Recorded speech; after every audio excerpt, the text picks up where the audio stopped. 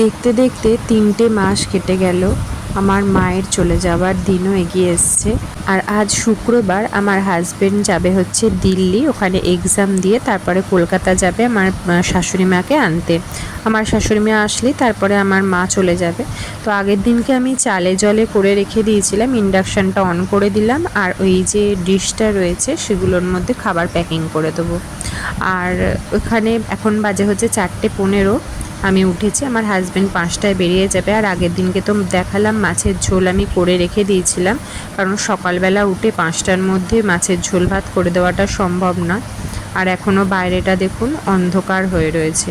আর ওই মাছের ঝোলটাই সকালবেলা একবার গরম করে দিলাম, দিয়েই কন্টেনারগুলো নিয়ে এসেছিলাম। তাতে করে আমার হাজব্যান্ডের সাথে ওনার একটা বন্ধুও যাচ্ছে, তো দুজনের জন্য খাবার প্যাকিং করছি। তো আলাদা আলাদাভাবে আমি আর কি প্যাকিং করে দিচ্ছি।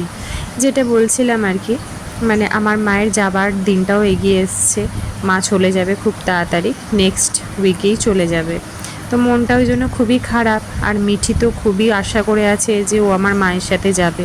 ও ভাবছে কলকাতা এখান থেকে এটুকুনি, মানে যখনই চাইবে ও মায়ের কাছে চলে আসতে পারবে, আবার যখন চাইবে দিদির কাছে চলে যেতে পারবে। তো ওর জন্য খুবই আশা করে আছে যে মা ওকে কলকাতা নিয়ে যাবে, যখন যাবে তখন নিয়ে যাবে। তো এদিকে কথা বলতে বলতে আমার এদিকে খাবার প্যাকিং করা হয়ে গেছে। আমি আমার হাজব্যান্ডকে যাব হচ্ছে জামনগর স্টেশনে ছাড়তে, কারণ ও এবারে ট্রেন দিয়েই যাচ্ছে। তো আমি এখন রেডি হয়ে গেছি। একটুখানি ভয়ও লাগছিল, কারণ মানে একদম তো অন্ধকার রয়েছে, একদমই ফাঁকা রাস্তা, ফেরার সময় আমাকে একাই স্কুটি নিয়ে ফিরতে হবে।